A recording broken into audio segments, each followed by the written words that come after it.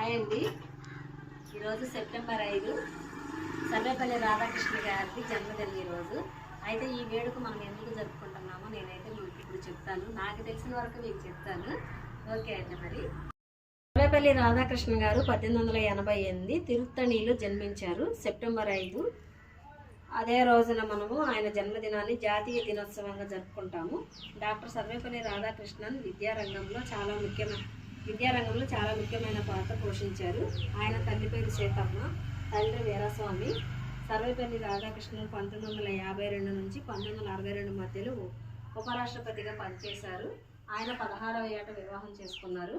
1962 నుంచి 1967 వరకు భారతదేశానికి 2వ రాష్ట్రపతిగా పనిచేశారు. అయితే వీరికి 5 కూతుళ్ళు, 1 కొడుకు ఉన్నారు.